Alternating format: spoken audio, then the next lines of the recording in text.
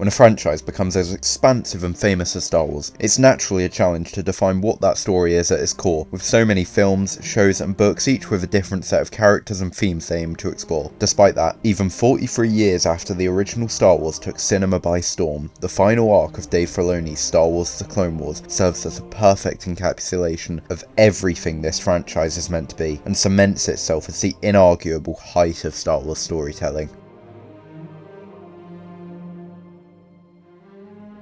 I hold firmly to the belief that every element of film composition is almost as important as each other. Naturally, a terrible story will result in a worse film than terrible editing, but it's surprising the drastic effect even the most minor of those details falling flat can have on an overall product. My point is, a perfect film or show has to be perfect everywhere. It's not enough to provide elaborate CGI sequences if said sequences aren't reinforced by incredible cinematography and phenomenal storytelling. There's a reason nobody talks about Avatar's first flight sequence, despite it being part of the highest grossing film ever, whereas How to Train Your Dragon's similar scene, Test Drive, is universally praised as one of the best blends of cinematography and soundtrack ever put to screen. So how does this relate to the Siege of Mandalore? It's as simple as these 4 episodes being masterfully executed in all areas of film form. Cinematography? Absolutely breathtaking. Soundtrack? Some of the franchise's best, and that's high praise when said franchise has many tracks composed by the most legendary film composer of all time, John Williams. Editing? Crisp, intense, holds a relentless pace. Story? The single best part of this arc. It's a culmination of so many character journeys, and dare I say, far and away the best storytelling in Star Wars. To demonstrate how these episodes are such standouts in all these areas, I'll break down my favourite scene from the arc, and a definite contender for my favourite scene in cinema as a whole, the final confrontation between Maul and Ahsoka, occurring in the second episode of the arc, The Phantom Apprentice. While it's not typically seen as the best of the 4, I think it truly gives victory and death competition for that spot. Frankly, just looking at the episode ratings should reinforce this entire review fairly strongly. I'll list the IMDb ratings on screen now. While I don't consider IMDb ratings a particularly reliable indicator of quality, the Battle of the Bastards having a 9.9 rating compared to the Watchers on the Wall's 9.6 is a notably offensive example of this. Having 4 episodes in a row with an average score of 9.8 is a feat that can only be claimed by shows in the vein of Breaking Bad, Attack on Titan and Game of Thrones, which at their peaks truly are the pinnacle of the industry.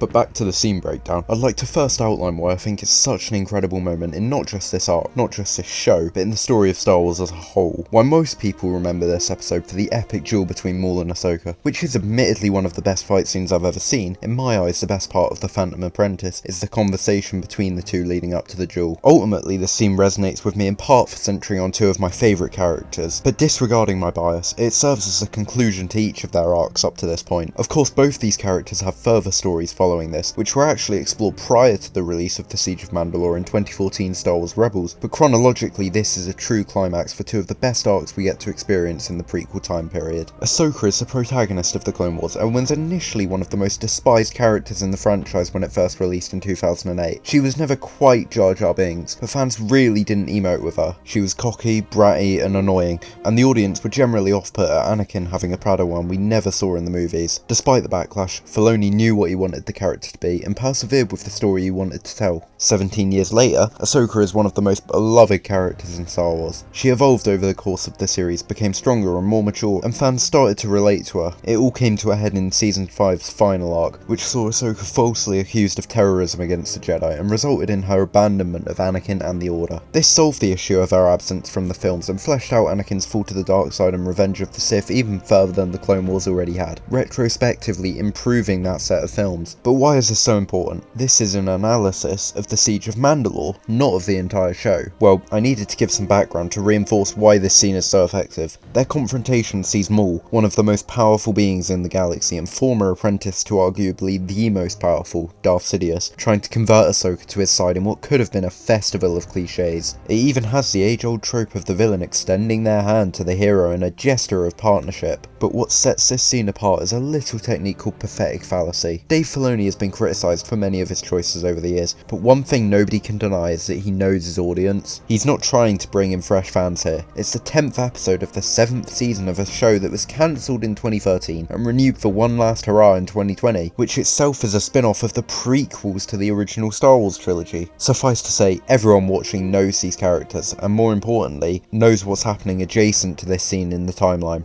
The Siege of Mandalore takes place at the same time as the events of Revenge of the Sith, a fact the audience is made painfully aware of before this. Because of that, the viewers know that as Ahsoka confronts Maul, Anakin is discovering Palpatine's secret identity as the Sith Lord, a discovery which sparks a catastrophic chain of events that causes nothing but death and suffering for the characters the audience has come to love. The reason this matters so much, the reason this scene has such an impact, is because it offers a chance for a different outcome. Nobody can really explain it. It's a phenomenon that seems entirely unique to this movie, but anyone who's seen Revenge of the Sith multiple times will tell you that on rewatches they prayed for it to end differently, genuinely thought Anakin might not turn despite knowing exactly how it ends. The movie is able to elicit this response because it offers so many, and I mean so many, opportunities to play out differently. So many decisions that make the audience ask, what if they hadn't, or what if they had? The conversation between Maul and Ahsoka offers up yet another chance for Anakin's fall and the Empire's rise to be prevented. We watch the scene, experience Maul's excellently written monologue, understand he's finally realised Palpatine's true plan, and in the back of our minds that senseless question we had watching the third prequel movie popped back up. Maybe Anakin doesn't turn this time. Then, Maul delivers the cliche to end all cliches, the infamous join me proposition, and it's brilliant.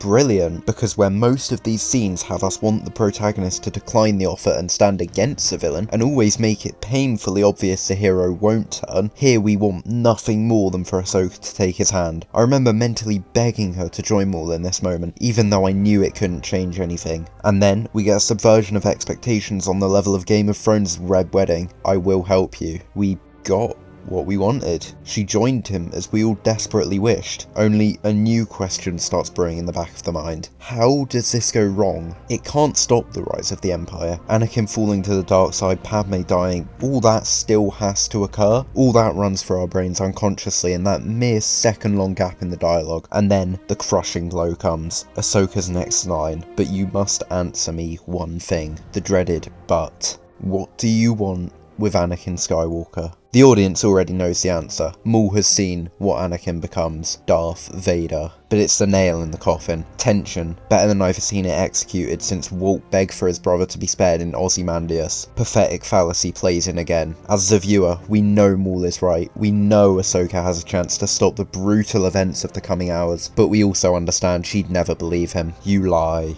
Your vision is flawed. And there it is. Filoni shatters our desperate desire for a different outcome with the whir of a lightsaber ignition, and begins one of the best duels in the franchise. That's a very basic overview of what makes this scene so narratively potent. It's missing much of the nuanced interpretation that only hardcore Star Wars fans will be privy to, but it covers the bulk of the scene's quality from a storytelling perspective. Take all that emotional weight and personal connection with the audience and accentuate it with Sam Witwer's ever unrivaled excellence in voice acting. Ashley Eckstein's Ahsoka is great as well, but few can dream of matching the performance of Witwer as Maul, and you have the building blocks for an absolute masterpiece. But as I mentioned earlier, a truly perfect scene can't stand solely on the legs of masterful storytelling and incredible acting. It needs to excel in every single area of filmmaking, and this one absolutely does. The cinematography is perhaps one of the most standout aspects of its identity. The scene is initially composed primarily of over-the-shoulder shots and close-ups reversed for both characters to place them in opposition. Maul and Ahsoka don't know each other. She's only heard of him as the ruthless, revenge-driven Sith who killed Qui-Gon. He's only heard of her as the apprentice of Anakin Skywalker. The man he knows will become Darth Vader. To highlight this, they are framed with very distant proxemics. But this changes as the scene progresses. The shots push in to become mostly close-ups of the characters, as Maul forms a personal connection between the pair by referencing Ahsoka's abandonment of the Jedi, and highlighting the similarities between their betrayal of her and Sidious's betrayal of him. Maul is constantly framed with split lighting, the fires of battle outside the throne room casting an orange-white glow on his face, symbolic of his enlightenment to the tragedy to come. On the other hand, a shadow lingers over him, representative of his never-ending lust for power and revenge that ultimately motivates his offer to Ahsoka. As their confrontation reaches its climactic moment, an explosion outside shatters the throne room's window, leading to one of the most visually stunning shots in the franchise. Of course, a wide two-shot, as so many great shots are. Then, close framing through the shattered glass, but not separating Maul and Ahsoka. They're both central to the conflict now, and it's 20 seconds of silence between them, ensuring the audience feels the weight of the decision Ahsoka has to make. When she decides to help Maul, the camera reaches its closest point. The confrontation has become personal to both characters and to the audience. When Maul reveals Anakin's fate, it's through an uncomfortably oppressive close-up. That's the moment that shatters the connection between these characters, and we return to the distant over-the-shoulder shots present at the start of the scene. And another detail can be seen, one that's been in the background since the window exploded. Embers, the start of fires. And what takes place a few hours after this confrontation? Anakin and Obi-Wan's fateful duel among flames on the volcano planet Mustafar, and Darth Vader's baptism by fire. The embers of that duel were sparked here, when Maul offered Ahsoka what the audience knows would have been a chance to prevent Anakin's fall, and she refused, making the birth of Darth Vader all the more inevitable. Then the duel initiates, which itself has incredible cinematography, sound design, editing, etc., and the choreography just phenomenal, performed by professional stunt actors using motion capture suits, including Ray Park, Maul's actor from The Phantom Menace, but enhanced thanks to the medium of animation. But this analysis isn't about the duel. I'd like to quickly touch on the classic motifs of the red and blue lightsabers, a symbol of the conflict between good and evil, hero and villain, an association of colours that was formed for many people in large part thanks to this iconography in Star Wars. But here, Ahsoka and Maul each have two blades. Of course it's really because those are the style of weapon fans are accustomed to seeing these characters with, but it's also symbolic of the fact that Ahsoka is no longer a Jedi, a notion she embraces in a similarly incredible duel with Vader in Star Wars Rebels, and Maul is no longer a Sith, which he himself admits in the first of that two-part episode from Rebels. They don't use the classic weapons of their order, they aren't defined by those codes and rules anymore, and the division between them and the people who raised them is ultimately what connects them. But on top of all that amazing cinematography, the editing is phenomenal also. It's incredibly slow, a rarity for Star Wars, and really lets the audience linger with the dialogue. Filoni understands his audience, he trusts them to acknowledge the significance of this moment, and as such he lets Maul's monologue be the sole focus of the scene. Just words, no action, a technique which this franchise has only truly taken advantage of a handful of times, and it's so much more effective than anything else could have been. If Maul's dialogue had been written to a lower standard, if the editing had let the scene down, if the cinematography hadn't supported it, this monologue couldn't have worked. But all of those things do come together, allowing for one of the best lines I've heard from a show. Too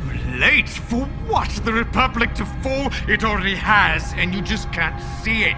There is no justice, no law, no order, except for the one that will replace it. It does what an excellent piece of dialogue always should. It serves as a singular definition of an entire arc, that being one of the primary explorations of the Clone Wars, the failings of the Jedi. The show always makes clear just how many opportunities there were for things to play out differently, for the events of Revenge of the Sith to change, but they never do, because the Jedi are inherently flawed and cannot themselves change. Ahsoka realises this, Anakin realises this, and it's this realisation that in the end drives him to Sidious's mentorship. It should be pretty evident why I regard this scene so highly when it executes perfectly on every single aspect of filmmaking. But even a scene that is perfectly constructed in all areas can't be called a perfect scene unless it's underlined with a potent influence on the themes and arcs of the story. So is this one? Well, simply, yes. It serves as an excellent culmination of Maul and Ahsoka's arcs to this point chronologically. It is absolutely filled with thematic potency and weight in the context of the story. Importantly, not just the story of the Clone Wars, but the story of Star Wars. It's for all these reasons, and frankly so many more nuances, that the confrontation between Ahsoka and Maul has cemented itself as one of my favourite scenes in all of cinema.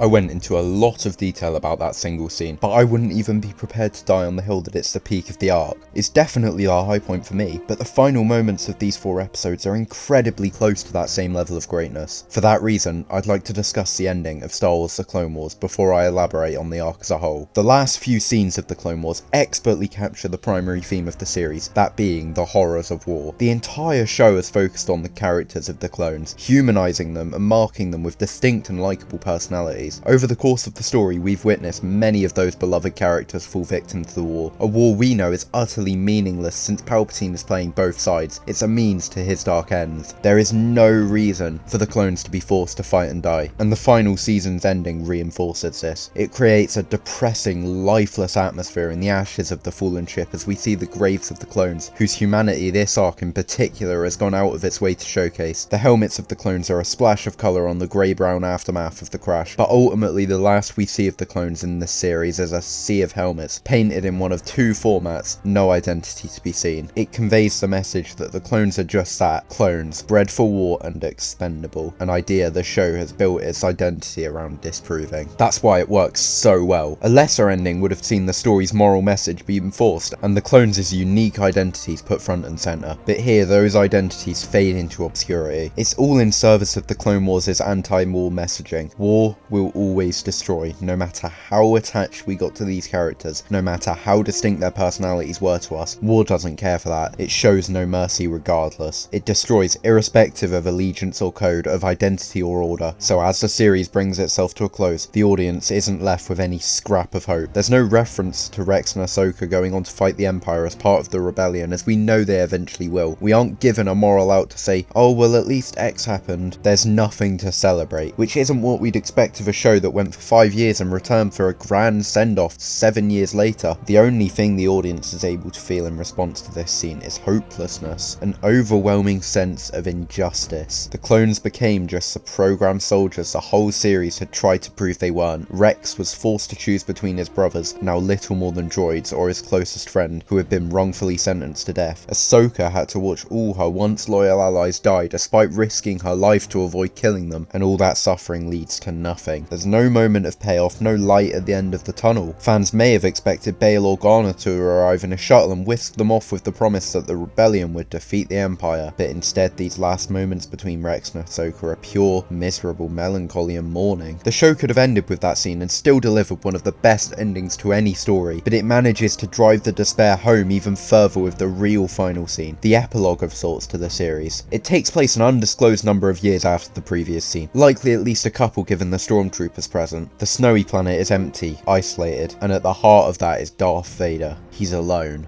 Imperial forces occupy the planet, but where his clone legion was filled with personality, the Imperials are more just a machine. It's interesting to note this serves as Anakin's final scene of the series. When comparing the final scenes of Vader here to the first scenes of Anakin from all the way back in 2008's Clone Wars movie, the difference is night and day, yet the similarities serve to anchor just how much Anakin has lost. In that first shot, he's surrounded by his clone allies, along with his friend and master Obi-Wan. Here, he has nobody. He finds what can be seen as the final remnant of who he was before, Ahsoka's lightsaber. Filoni made the excellent decision to have Anakin's eyes visible through his helmet here, which, though we never see his full face, tells us all we need to know. We feel Anakin's regret in this scene for a fleeting moment before he walks away. It being an Ahsoka printed helmet could be seen as signifying Anakin's abandonment of his former apprentice, but that's the final shot of the series, a discarded clone helmet, in the reflection of which Vader fades into the darkness, cementing the death of Anakin Skywalker.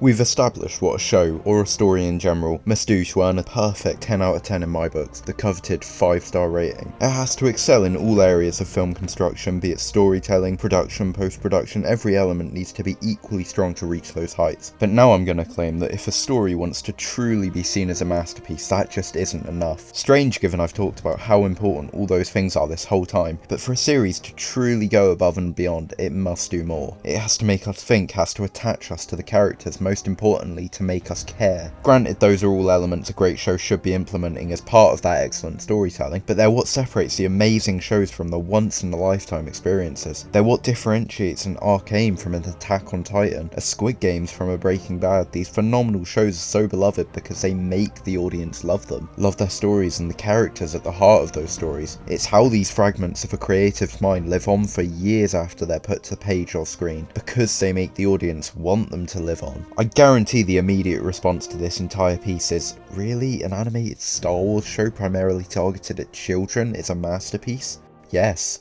I've always despised the sentiment that a story should be disregarded for having a different target audience. Sure, it affects the way it's created and content within, but if that content is so vastly superior to most of the films and shows put out for adults, why shouldn't it be respected as such? Star Wars has become notorious for having one of the most hateful communities of any franchise, be it video games, movies, TV, whatever. While I've been a part of that community for most of my life, I'm not going to act like it isn't. The amount of unfair and biased criticism within this space is outright concerning, to the point I wouldn't be confident every fan even wants to see the franchise prosper. I bring up my issues with the community to support my praise of this arc. Besides the original Star Wars movie in 1977, every project Lucasfilm has produced has been met with immense backlash. Even Empire Strikes Back, now widely considered the best movie in the saga, faced criticism at the time. The prequels were notoriously despised by fans, but are now incredibly beloved despite not being particularly great films. The Clone Wars itself had a rough start. Rebels is largely loved by people who've seen it in its entirety, but it still doesn't get the love it deserves. Then we get to the sequels, which started well and fell off a cliff completely for the second and third movies, and everybody knows how controversial the entirety of Disney's time with Star Wars has been since. The point I'm trying to make, in an incredibly long-winded manner, is that the Siege of Mandalore was the exception to that trend of backlash. The Clone Wars' final season as a whole has some issues that have been fairly criticised, but I've yet to see a single person say anything negative about the final arc, and I've seen a wealth of negativity from Star Wars fans surrounding every other project Disney has released. I find that to be so significant. In today's media landscape, audience expectations are at an all-time high. They've never been more critical. That's thanks to the internet, which allows everybody to share their thoughts on a story. I think this is largely a positive, though it does allow some truly ill-conceived criticism and sometimes outright hatred. People should be able to voice when their series has let them down, especially when they care. Star Wars fans, for all their flaws, are more dedicated to this franchise than any other community, so to have a story be as well received as the Siege of Mandalore is a monumental feat. Let's not forget when it released either. The final episode aired on May 4th, 2020, Star Wars Day. Fitting. But not 5 months earlier, the worst film to ever poison the silver screen was released, The Rise of Skywalker. The abomination with no redeeming qualities. This film makes She-Hulk look like God's greatest gift to man. It makes Avatar: The Way of Water seem like an inconceivable feat of cinematic brilliance. And that's the universal opinion. Sure, critics are, ironically, not as critical as they should be of it, but the general audience, particularly dedicated Star Wars fans, absolutely despise this movie, and I'm one of them. In the grand old year of 2025, even saying the 4 words that make up this movie's title will make anyone who's suffered through it turn their nose up like you've let out a bad fart. It's telling that even 5 years later the line, "somehow Palpatine returned," has become a remark used to derisively mock a story regardless of it having any ties to Star Wars. The rant about The Rise of Skywalker may have been slightly unnecessary, but I needed to illustrate a point, and when it comes to the most unforgivable fictional work ever, I can never help myself. But what was the point I was trying to make? Well, thanks to that movie, Star Wars fans were outraged. They'd all but given up on the franchise's ability to produce quality content. The general audience couldn't care less about it anymore, and Lucasfilm was in an incredibly difficult situation. Everybody hated Disney. Granted, that sentiment remains with many people today, but it's safe to say their next project would be absolutely critical. Fans would be more skeptical than ever before. Any tiny misstep would be immediately torn apart by the community, and for the first 8 episodes of The Clone Wars Season 7, the criticism came. The first arc was praised, but wasn't declared as anything all that special. The second was absolutely hated by the community, despite being far from The Clone Wars' worst set of episodes. Then, The Siege of Mandalore released. The dust settled after 4 weeks of episodes, with, shockingly, not a criticism to be found. Everybody loved the arc. It was praised more highly than Star Wars ever had been before. And what an absolutely groundbreaking feat to earn unchallenged universal adoration following probably the most hated movie of all time. The instinctive argument would be that it was simply looked upon so fondly because it came after The Rise of Skywalker, that next to that horrific film, anything would have looked like a masterpiece. But 5 years later, the episodes still hold their 9.8 average rating on IMDb. They're still far and away the most beloved episodes in the franchise.